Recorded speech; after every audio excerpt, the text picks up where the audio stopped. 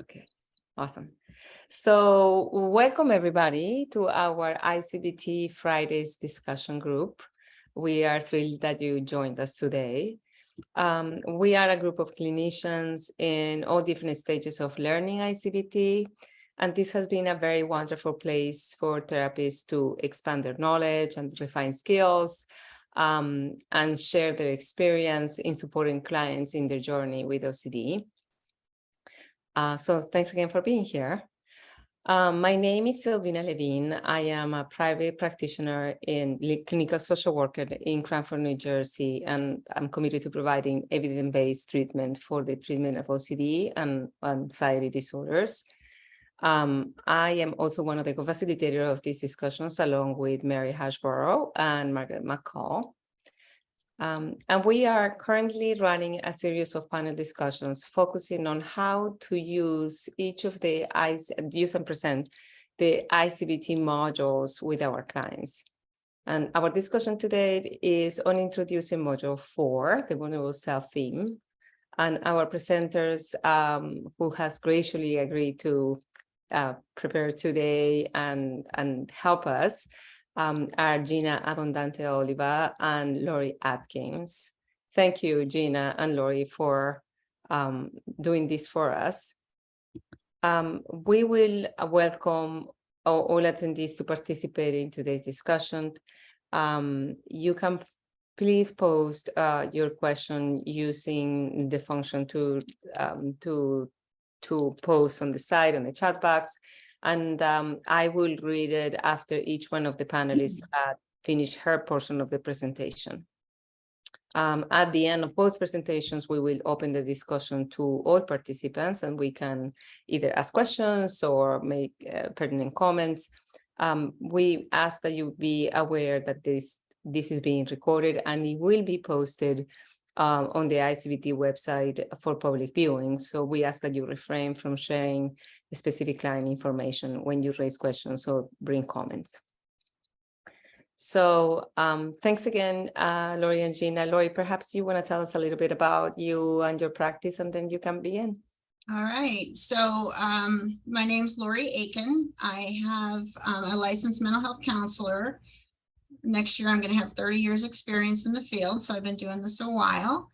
I co-own Anxiety Center of Tampa, which is a private practice specializing in anxiety, OCD, and related disorders. And I'm on the board of OCD Central and South Florida, which is an IOCDF affiliate. And as I go through my presentation, I'll talk a little bit more about my background because I think it's kind of relevant to how I approach I-CBT. Mm-hmm. So let me see if I can figure out this. Mary and everyone who did Canvas, thank you for encouraging me to do this because I've never done it before. I thought you weren't going to do one, Lori. I did it, Mary. It was so fun, but I don't know how to get it on the other screen. Do you guys, I'm sorry. Okay, take your time because we all are learning, especially technology. Wait a minute, maybe share screen. Okay, I got it. I got it. Okay.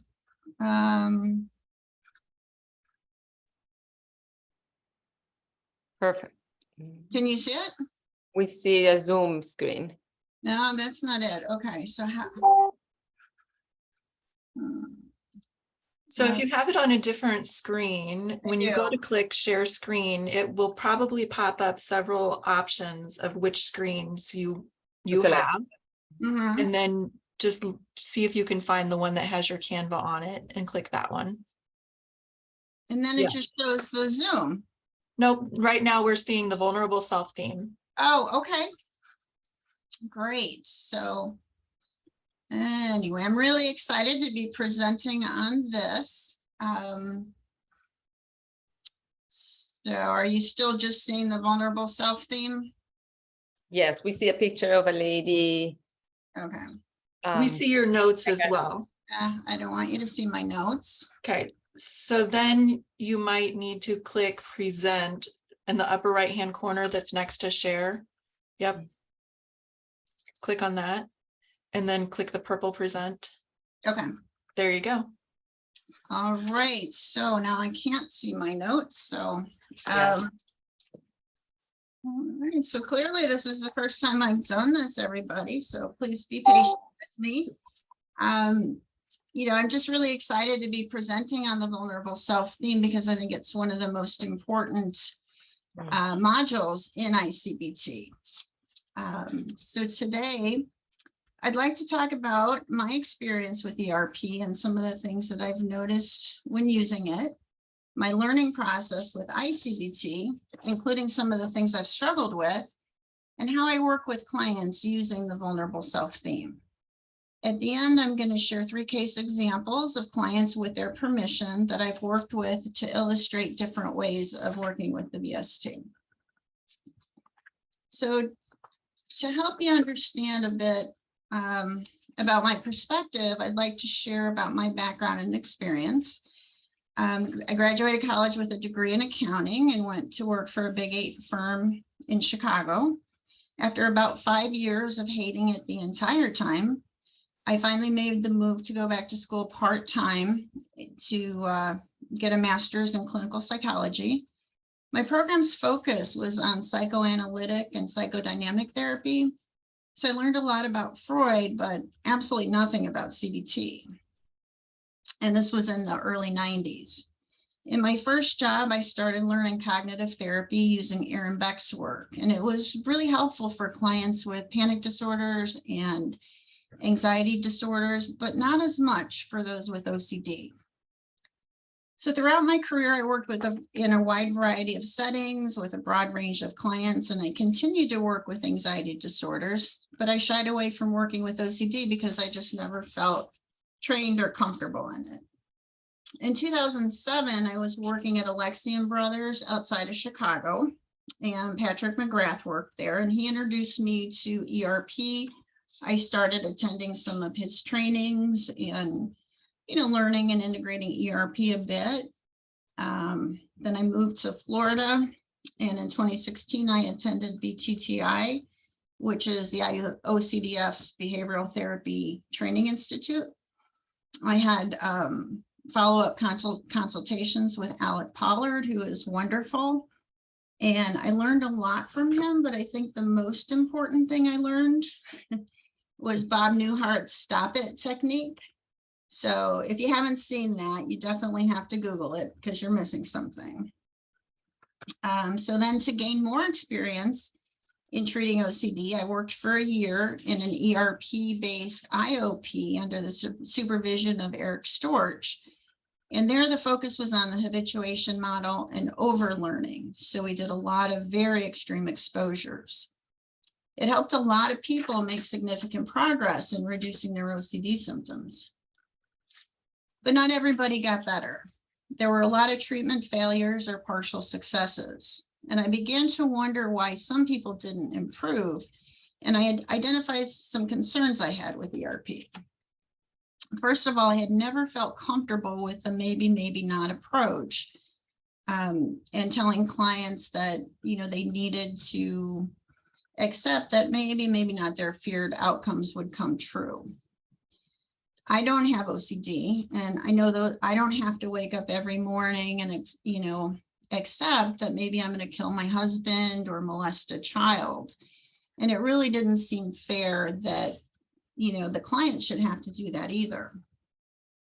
So in contrast, I-CBT teaches clients that they can have functional certainty with their OCD fears the same way they do in non-OCD areas. I also saw that sometimes, especially with sexual, violent, or other repugnant obsessions, fear scripts and other imaginal exposures seem to intensify rumination and other compulsions.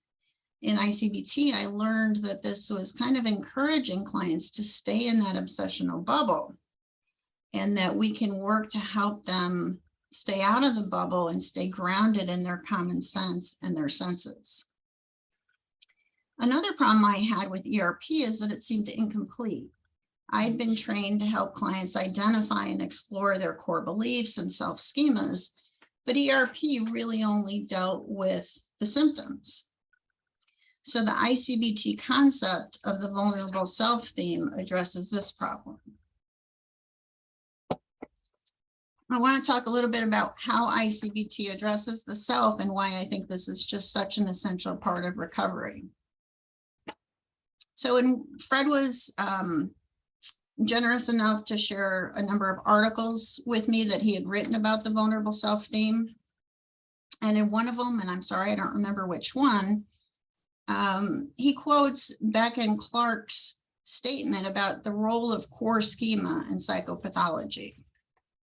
So Beck and Clark say, a consideration of the self as a central cognitive construct is consistent with the notion that there are core schemas with cognitive, affective, and motivational elements underlying psychopathology, which are postulated to influence the appraisal of events and psychological disorders, leading to the creation of negative automatic thoughts. So that's a mouthful, but it did kind of address what for me had been the missing piece, because Fred goes on to say, similarly, the presence of a feared self is expected to give rise to attempts to control it from actualizing, which is a futile endeavor, given that we cannot control what is not there.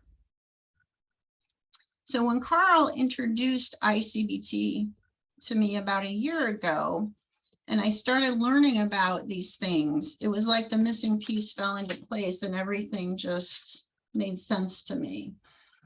To summarize how the self is addressed in I-CBT, Fred says that I-CBT explicitly addresses feared self-perception and OCD. The feared self arises from an imaginary narrative and is in opposition to reality. A greater level of self-trust is created using reality-based criteria to define the real self. So for me, and I think in general, increasing self-trust is at the heart of what we want to accomplish when working with the vulnerable self theme. Another quote from Fred is that in protecting themselves from the self that they could become, they disrupt the functioning of the self they really are. So when I'm talking to clients about I-CBT, I explain to them that OCD is really trying to protect you. It's just doing it in a way that doesn't work. And they seem to kind of resonate with that.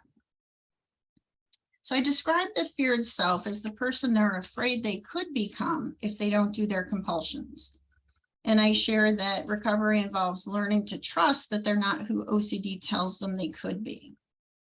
I've put a couple or a few vulnerable self themes up here. It's certainly not an exhaustive list, but just some examples. So I explain to the clients that once they learn to trust who they really are, along with the other I-CBT skills, they'll realize they don't need protection from something that doesn't exist. As a result of increasing self-trust, obsessional doubts will decrease, and where there's no obsessional doubt, there's no reason to do compulsions. The analogy I give is that recovering from OCD is like going backstage at a magic show and seeing how the magician does his tricks. Once you've seen how he pulls a rabbit out of his hat, the trick no longer has any power over you. You see it for what it is. So after I introduce the concept of the vulnerable self theme in session, I'll have the client work through module 4 as homework. I also encourage them to watch the videos on the I-CBT website. I can often get an idea of the client's self theme as we work through the first 3 modules. In these cases, if the client gets stuck, I'll gently offer up some suggestions. When we have trouble identifying the vulnerable self theme, I'll ask the client what they are afraid would happen if they didn't do their compulsions. I'll then walk them through a downward arrow technique in which we explore what it would mean about them if their feared consequences came true. Once we have an idea of the vulnerable self theme for the obsessional doubt we're working on, we look at their other doubts and explore whether the same theme applies. If not, that may indicate a need to look further or the possibility of more than one vulnerable self theme. When we uncover the vulnerable self theme, we explore their self-story. We look at how it developed and their reasons for thinking they're in danger of becoming the person they fear they could be. We explore the reasoning errors in their self-story. I help the client identify how OCD is taking facts out of context to justify their fears. We look at personal experience, hearsay, general rules, abstract facts, and the ever popular "it's possible," and how they can be used to make their imaginary self-story seem true. This informs our later work in contrasting the feared self with the real self. So when looking at how the self-story developed, the client often brings up traumatic or painful experiences from the past. And part of my learning process was figuring out how to work with these unresolved issues within an I-CBT framework. Coming from a psychodynamic background, I had a bit of trouble understanding this passage from the clinician's manual. It says that the important point is that we can change all of this in the here and now without having to look back to the past. It may be that in working on your self theme, you will recognize the origin of your story in a childhood experience. If so, fine, but the goal here is not to interpret the self world, but to change it. So I wasn't quite sure what that meant. So I reached out to Carl, who's a great resource. And he encouraged me to look into a concept called functional autonomy by Gordon Allport. Allport's theory states that childhood might be the root of a trait or tendency, but it does not continue to influence the tendency in adulthood. It is not necessary to unearth where a tendency or a trait which dominates a person's life originated in order to help the person deal with the troubling tendency. For example, a child may be forced to learn to play the piano by their parents. However, as they grow older, they may develop a real love for the piano and continue playing, even though there's no outside pressure to do so. My understanding of how this applies to the OCD vulnerable self theme is that sometimes the drive to avoid becoming the feared self is no longer connected to past events that may have led to its development. If this is the case, it will be enough to focus on contrasting the feared self with the real self and increasing trust in the latter. Of course, this doesn't mean that we should ignore trauma, unresolved, or other unresolved issues that contributed to the development of the self story. We just have to use our clinical judgment to determine if and when to address those issues. So Carl offered some more helpful insights and some cautions about working with the origin of the vulnerable self story. He stressed that we need to be careful not to let a focus on the past distract us from how OCD operates in the here and now. He went on to say, I think the biggest risk of focusing on the traumatic precipitants is shifting focus away from the perpetuating factors that drive the disorder. For example, inferential confusion. I've also seen clients use insight about their history as a justification for engaging in compulsions and avoidance. Ultimately, the essential value of addressing trauma is making the distinction between that was then and this is now. How the phenomenon unfolds in the present, the obsessional sequence, is the most essential process to address. So to illustrate how I've worked with the past as related to the vulnerable self theme, I'm going to share 3 clients' examples. In the first case, the concept of functional autonomy was at work. The current feared self was no longer connected to the circumstances in which it developed. In the second case, past events were clearly still impacting the client, but she was able to make progress in symptom reduction without going deep into her history. Once her OCD symptoms had subsided, she made the choice to work on healing her family of origin issues. In the third case, we had to pause work on OCD to address the precipitating issues before we could proceed with I-CBT. So the first case was contamination OCD.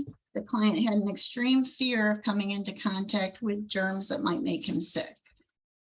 His rituals included cleaning, avoidance, mental tracing of, what items had touched other contaminated items.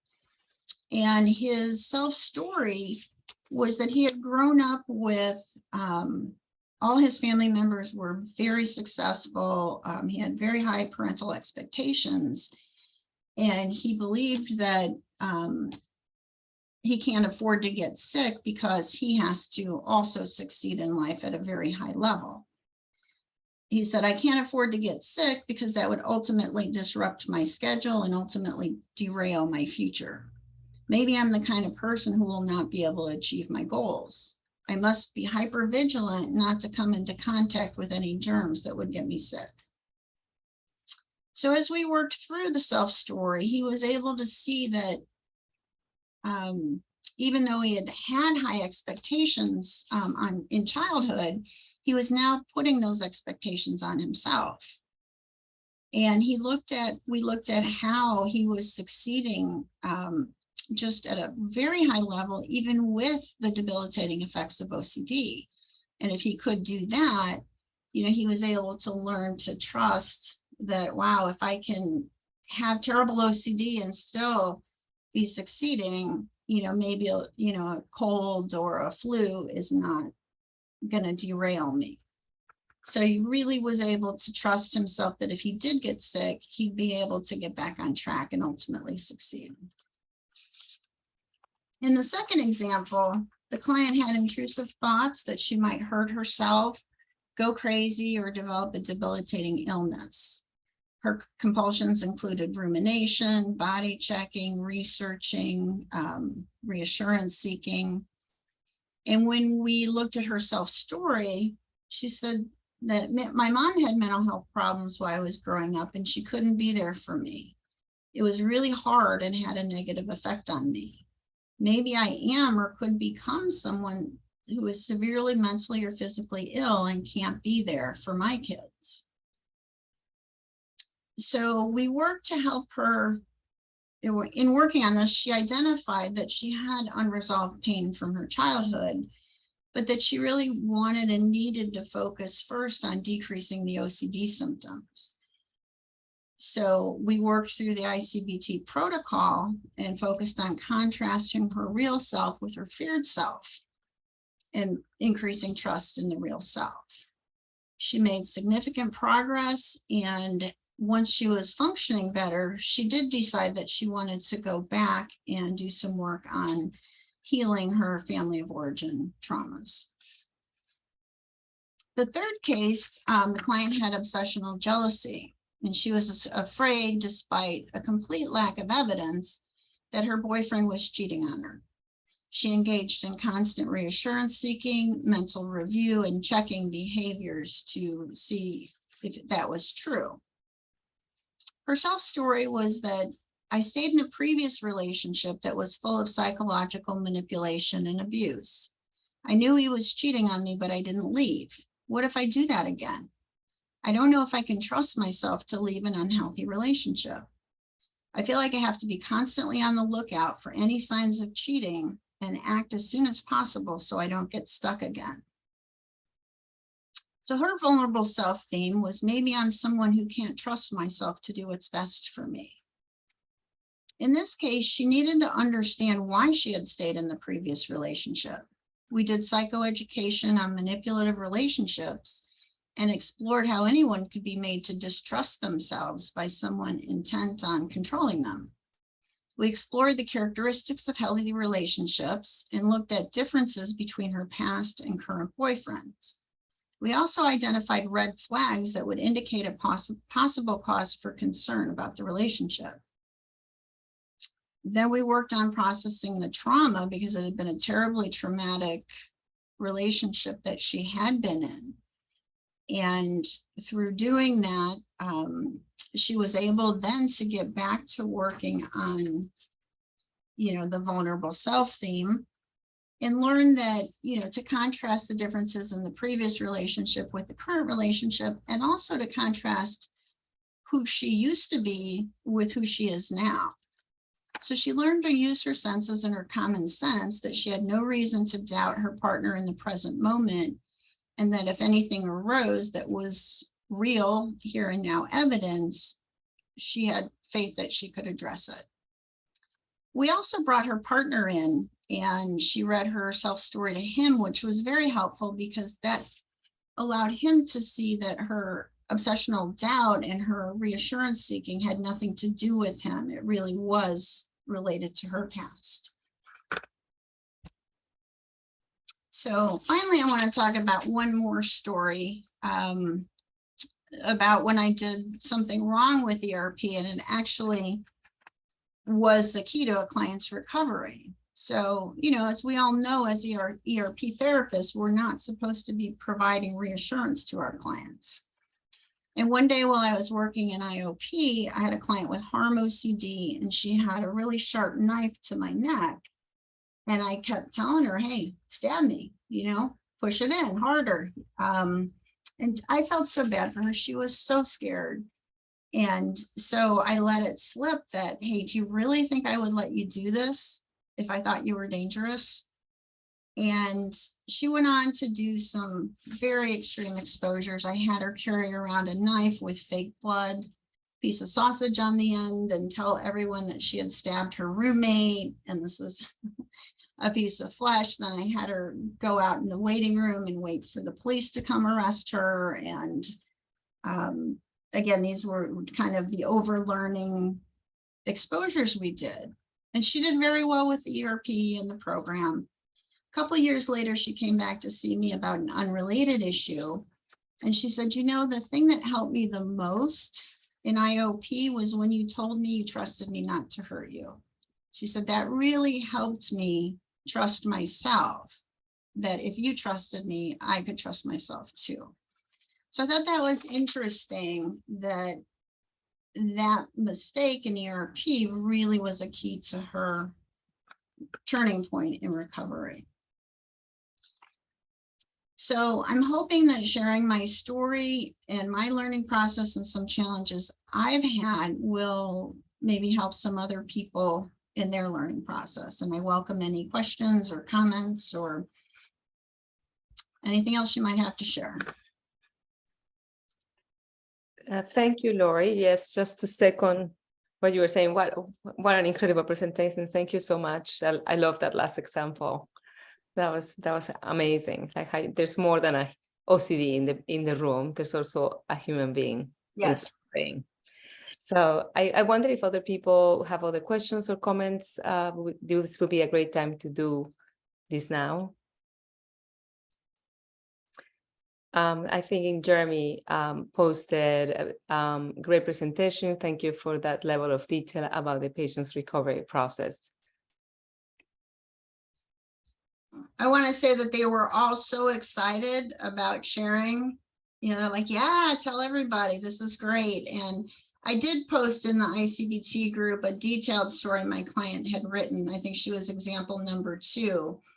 So, you know, if anybody wants to see that, she's become this huge advocate for I-CBT. She's speaking to groups because she has a lot of credibility because she went through 6 weeks of strict, you know, PHP, did everything she was supposed to do and got worse. So she was able to say, hey, I did everything I was supposed to do. You told me I was a treatment failure. And then I found this other approach and it changed my life. So yeah, it is life-changing. And I thank Fred and Carl and Mike and Theresa and all the people who have gotten this group going and developed the approach and helped me in my learning process. Yeah, thank you so much, Lori. That was really enlightening to hear how you go through the process and how do you actually unveil the vulnerable self theme, not necessarily to process past trauma endlessly, but rather to see how that informs the present in the OCD moment, right? Mm-hmm. Absolutely. So perhaps unless there's other comments or questions, some people are like profusely thanking you. Theresa posted a comment on how much she appreciated you sharing your experience. And so did Susan Wagner and Melissa Hadfield. She mentioned that she's gonna use that as a way to kind of track the treatment plan. So perhaps would be a good idea maybe to transition to Gina. Gina, perhaps you want to tell us a little bit about your practice and how you present this module. We are eager to hear your perspective as well. Yeah, sure. So I am Gina Appendante. I am an LCSW here in New Jersey. I have a multi-specialty group practice, but I myself specialize in anxiety disorders and OCD in the perinatal and maternal mental health population. I stumbled across I-CBT basically for myself. I have lived experience with both anxiety disorder, I have panic disorder and OCD, and it's really a joy to have those two come together.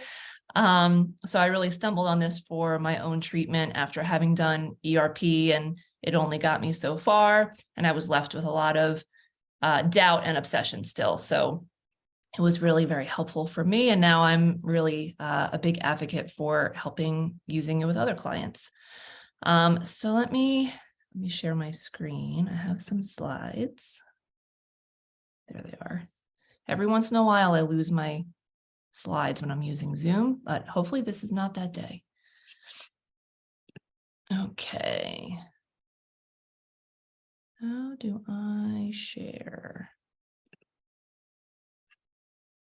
Why is it not making it bigger? Oh, here it goes. I'm glad I wasn't the only one who couldn't figure that out. Yeah, no, I am like not great with technology. Okay, here we go. Okay, so I'm going to share some of the tips and tricks on how I present the vulnerable self theme and this module to clients. This and the tricks and the cheats were actually my two favorite modalities, and they made the biggest impact for me. So it's one of the reasons why this is such a fun modality for me to do. So I'm not going to bore you with all like the intricate details, but basically just kind of the ways that I have made this modality my own a bit, and how I use these exercises with clients. So first things first, the biggest point that I want to drive home to all my clients is that the feared self is who people are afraid to become if we don't do compulsions. It has nothing to do with who we actually are. It's just who we are just afraid to become. So the VST, what's it all about? It is, it's highly selective, so it's going to vary from person to person. There can be some like commonly seen VST themes, but usually they're pretty unique to individual people. It influences the content of the obsessions. So the VST answers that age-old question of why do I have this particular theme? Why do I have existential OCD? Why this person has contamination OCD? It really answers that question for them. It's constructed entirely in their imagination, meaning there is no evidence in the here and now to make the doubt relevant or to make the VST relevant. It is ego dystonic, and it is also the polar opposite of who we want to be and versus who we actually are. And we'll talk about that more in a minute. And then at the end of the day, the VST is just another doubt. Therefore, this is going to use the same tricks and cheats and out of context logic as any other doubts that we have done so far with clients.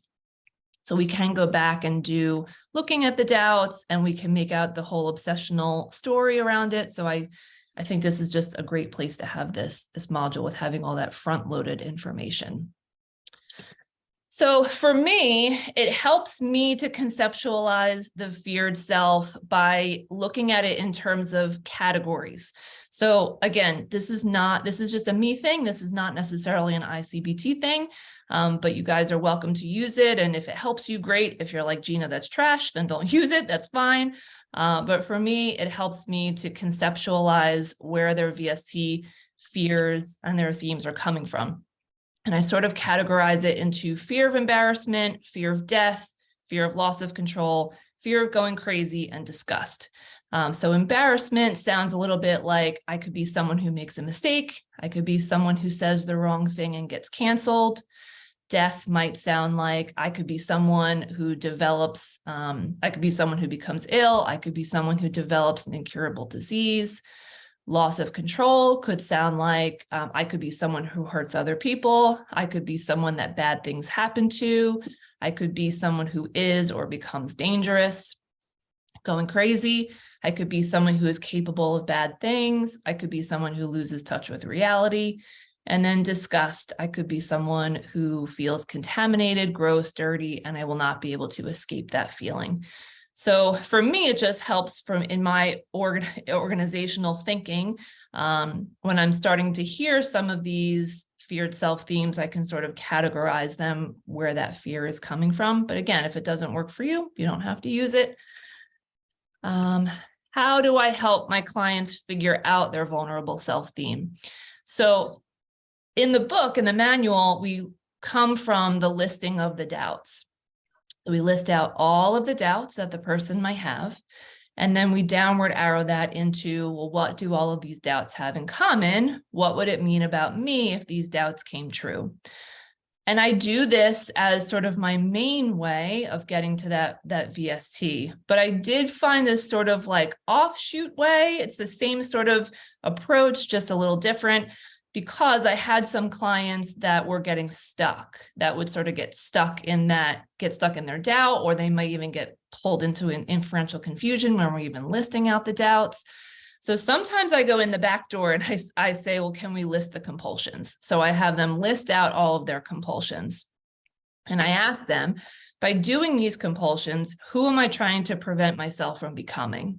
And sometimes that can sort of like short circuit that getting stuck in the inferential confusion, and they can access that feared self a little bit faster. And a little bit easier. So it's just having options for depending on what client is sitting in front of you. Some people can work really great with listing out their doubts and getting to the VST that way. Some people need a little help and they need an alternative. So I just, want to provide this for you guys. And then I do have a little fun activity that I do. So for any of you guys that don't know me outside of I-CBT, I am what people like to call me the meme queen. So I like to bring in humor as much as I can into the therapeutic process. I think humor is just really helpful and really, it's therapy in and of itself. And the work that we're doing with clients is pretty heavy. So if we can bring in humor and levity as much as we can, I think that can really help. So for some clients that were really struggling with differentiating themselves, the feared self versus the actual self or the real self, I came up with what's called the Martian experiment. So anyone who has done a training with me, you've heard this before, so you're going to get this again. It's a repeat. I do, when I start the vulnerable self theme, I start to plant seeds for them for the real self module. I know it's further down the line, but I start to just plant a little bit of those seeds for them early on. So what does the Martian experiment look like? So I will say to a client, okay, so imagine one day you are at your house, you're sitting on your couch watching TV, reading a book, whatever, and you hear a knock at your door. You get up and you answer it, and you see this Martian, literally this guy, right? So the green space helmet thing, the spaceship sitting on your front lawn, the whole shebang. And he says, hey, I'm from Mars, and we don't know anything about humans. How would you feel about me following you around for an entire week, 7 days? And I'm just going to take notes on, what humans are like and what's going on and how you guys interact, and just sort of take notes and get to know you and get to know humans. And then I'm going to report back to my friends up in Mars. And I've only ever had one client who said no, but for the rest of them, they're usually going to be along for the ride with me. So this Martian goes with them everywhere for 7 days, literally everything, right? So you're cooking dinner for your family, and you're picking out clothes for your kids in the morning to wear to school, and you're going to the bank and the gym, and you're going to work, and you're walking your dogs, and everything that you do in a day, right? This Martian is with you and he's observing and he's writing down notes. Okay. And then we get to the end of the week and you sit down with the Martian and he says, hey, so this is what I saw from you on a day-to-day basis. Is this what you are really like? So then what I will have them do on each side of this cutout, I will have them write first their real self. So what are the things that the Martian recognized? What did he see? Did he see you meal planning for your family? Did he see you looking at the weather before you picked out clothes for your kids for school? Did he see you, letting somebody in your lane when they were trying to get out of a parking lot? Did he see you hold the door for people? Did he see you handle conflict at work in a respectful manner, even though you were boiling inside? So all of these things, you really want to get granular, because most people will be like, I don't know, I did these things and I just lived my life and I woke up on time. Like, you really want to get granular about what it is that you do on a day-to-day basis. So that'll be on the real self side. And then on the other side, I let them speak for the OCD. And I say, okay, well, who does OCD tell you that you're going to become, or who you afraid that you're going to become, or that you already are and you feel like you're hiding from people? And I just let them speak for it and I will write it in for them. And then we compare and contrast. And I'll say, okay, well, here's who the Martian saw you be on a day-to-day basis. And here's who the OCD told you that you are or you could become. Can those two things live in the same world? I mean, they're going to be completely opposed lists, of course, but it starts to help to plant the seed for being able to get to that VST a little bit, and also creating that compare and contrast between who they actually are versus who they're afraid that they are or afraid that they have to become. So this is just a little fun experiment that I do with people, and oftentimes it's pretty well received. So you're welcome to use it with clients if you'd like to. And then I just leave everyone.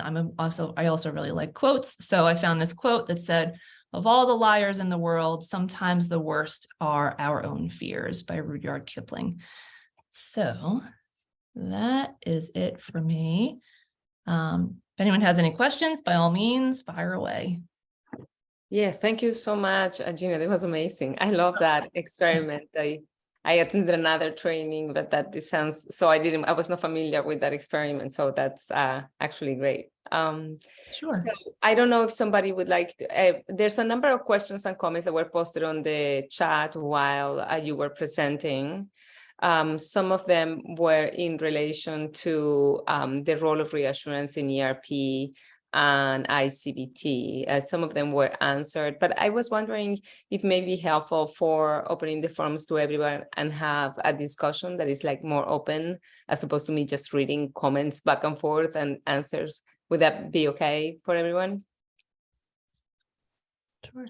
Yeah, so maybe we can do that. So I saw initially that David Kapler presented that question. What is the self-trust using reality as a criteria is one of them. And the other one was the question of how reassurance is used in, or what is the role in reassurance, ERP versus I-CBT. I think that Carl answered that as well, and Theresa.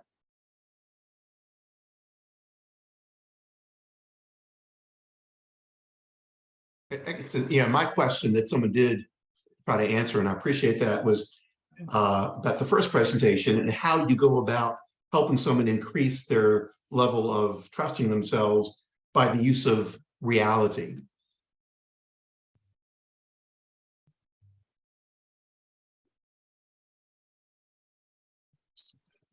So I guess I could take that. So there are, when we get to, I can't remember, the module on the real self, there are a lot of exercises in there where we look at, what are their actions? What do they actually do? And kind of, I think the Martian experiment that Gina suggested is a great one, because, it's really contrasting who they are and helping them just stay grounded in those facts. I'm sure other people can expand more on that, but you know, I use the modules and find them helpful and just have them. Well, I'll give you an example. I saw a guy earlier today who had to run out of the locker room because he was afraid that if he didn't do so, he would molest a child in that locker room. The reality is he's never molested a child. I'm not sure if that would be helpful to point out to him. His reasoning, if I approach that, I feel like I'm just arguing with him intellectually.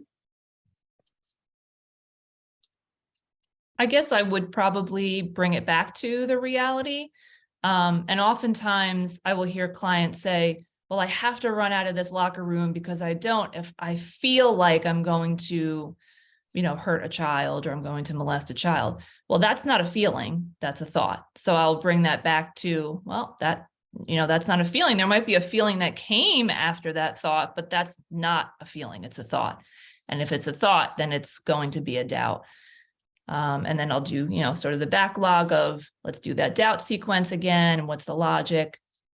And sometimes I will push back with clients and say, okay, well, you have a thought that says that you're going to molest a child or hurt a child.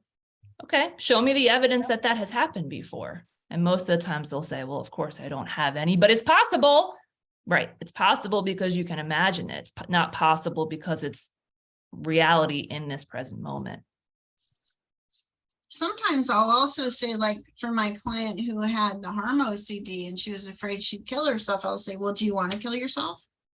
She's like, no. Right. And you can trust that. You don't want to kill yourself. Nothing can make you kill yourself if you don't want to do it. Right. So, gut level, do you want to molest a child? No, God, I'd never want to do that. Well, you can trust that. You can trust yourself. If you don't want to do it, you don't have to do it. You're not going to do it. The question also goes a little bit beyond the module that we're talking about, right? We're talking about identifying here the vulnerable self theme to actually start looking at the real self. This is much later in the treatment, and the question that you're actually asking, David, has more to do with the actual obsessional doubt and how that doubt gets credibility, whereas it shouldn't. So you're asking actually, how do I intervene in an I-CBT way, in a very general way, to make the person see that this doubt is solely based in their imagination? That's what you're asking, really. Now, that's a big question. That's basically the entire therapy. Mm-hmm. That's not about arguing with the patient or with the client about the specific contents that may support it. Like, for example, did you ever do something, or did you ever have a sexual experience with a child as a child, or whatever? You don't look at that sort of histories in themselves. You look at how the person is applying it or misapplying it in the present context. Then you are looking at the actual inferential confusion in the moment, in the here and now, and you're looking at the reasoning processes that provide credibility to the obsessional doubt. But it's a big question that you're asking, and you're talking about the entire therapy. You're talking about the essence of the therapy itself, which is inferential confusion. That's all. That's everything. That's everything. That's what you're asking. David,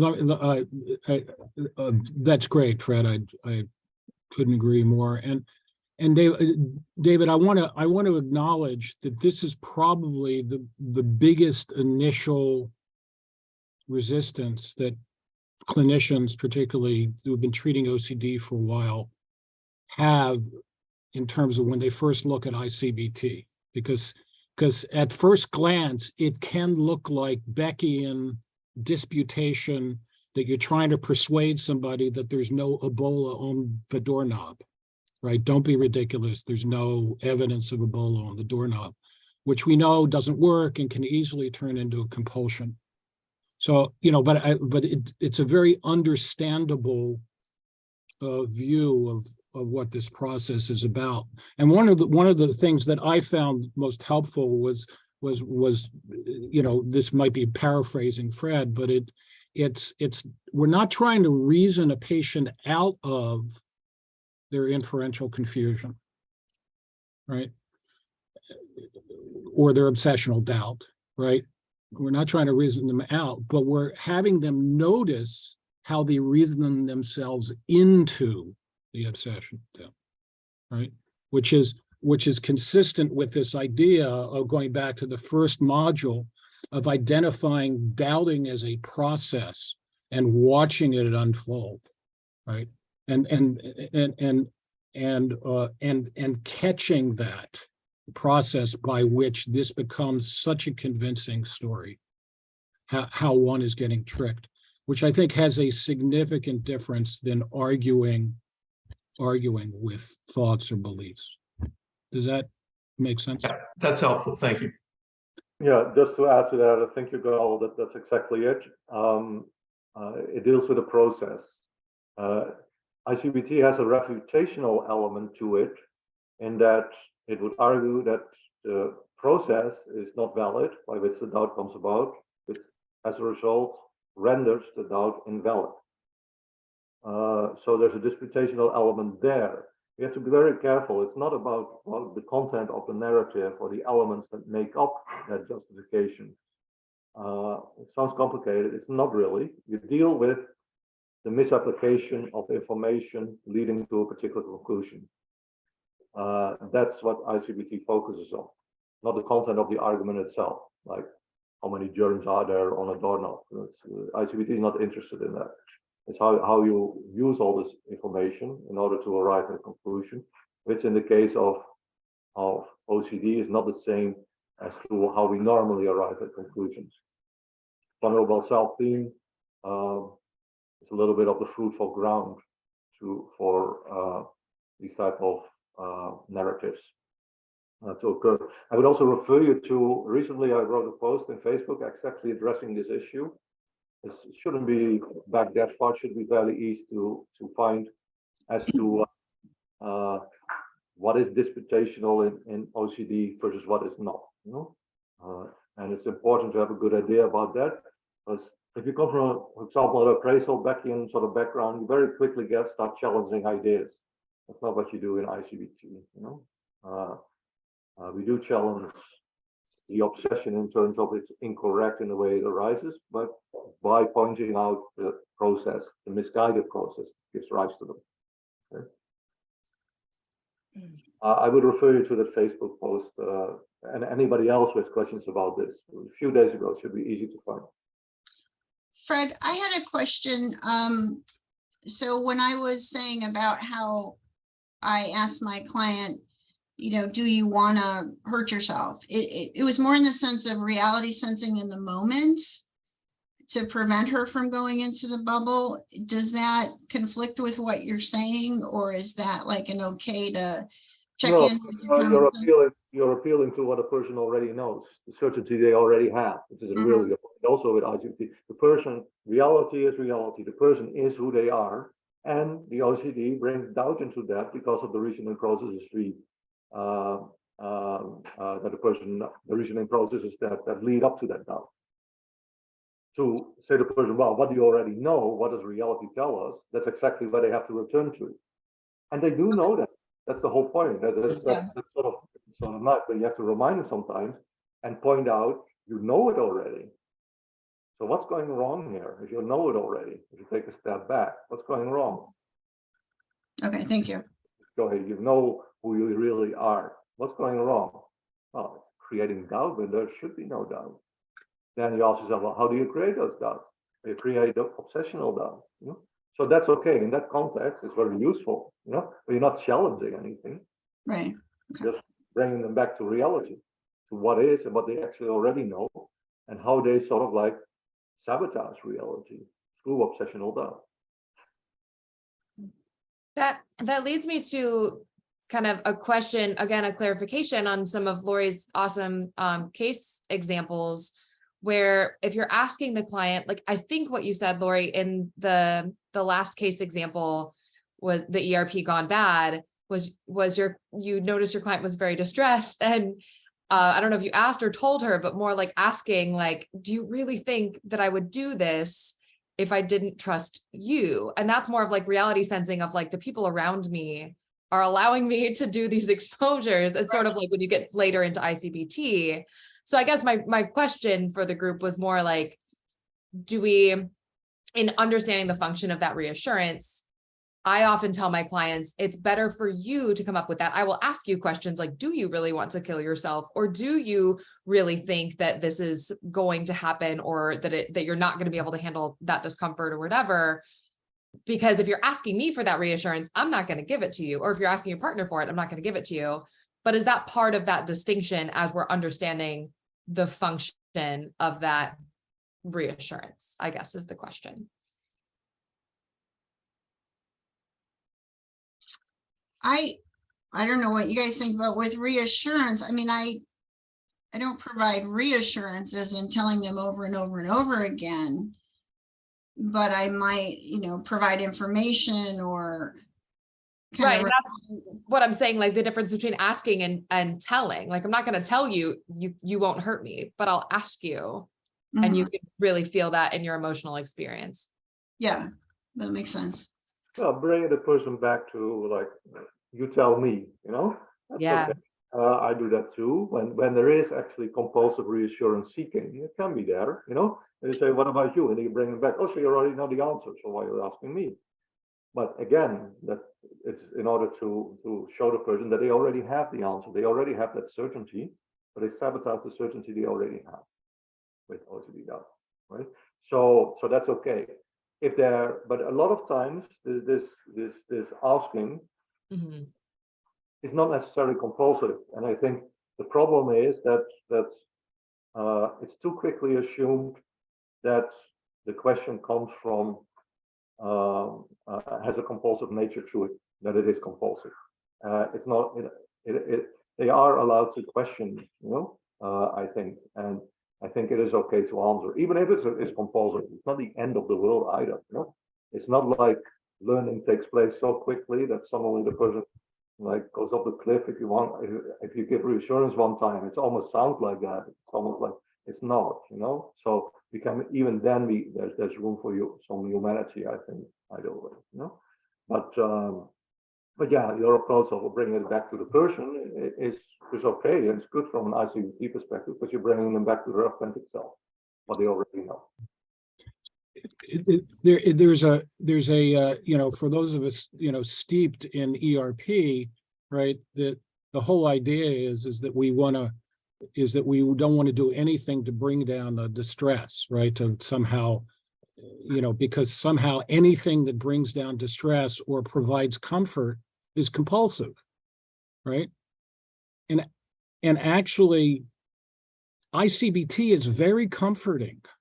It doesn't mean it's compulsive. When you realize that you're making this shit up and it's not real, there are very few things in the world that are more comforting than that. Oh my God, I'm really getting hijacked by this crap. Well, that's not compulsive. That's reality. And the other thing is that Laurie was just acknowledging the reality in the room. If she really was uncertain about whether or not she was going to get stabbed by this patient, she wouldn't be sitting there letting the patient, hold a knife to her. So that's just saying, here's the reality, right? That's an excellent point. How can something be reassurance if you're stating reality, right? And that's right. So that's important to keep in mind. With stating reality, and yes, that can be sort of distorted by the person into reassurance, and you have to sort of watch that. But in many cases, it's the concern is it has led to certain distortions in ERP in my mind, in many ways, where, and I must say with inhibitory learning that is corrected a little bit, where the process, where it's not necessarily about reducing anxiety, where it's not about accepting uncertainty, inhibitory learning moves away from all that a little bit. So I think that's a positive development in terms of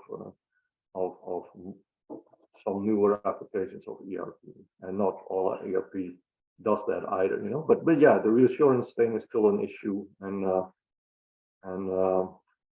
I hope over time that that will balance out a little bit, and that it not always is viewed as this very negative thing, and that it's actually sometimes just about stating reality and about just reminding the person of the certainty they already have. You know? Yeah, I would like to read, thank you, Fred. That was like the idea of behaving according to reality as opposed to a narrative that is internally built is so reassuring. I think Amy posted in the chat, I love the emphasis on people recognizing their inherent ability to access and trust reality. It feels very client-centered and affirming as opposed to having the therapist be the expert. I think that kind of sums it all. That was great. So we are like at the top of the hour again, so we will be ending for now. We want to thank again the panelists for giving us this wonderful presentation on the vulnerable self themes, and they really trigger a lot of very interesting questions. Thank you for all the participants who also contributed to the discussion, and we will be meeting next Friday.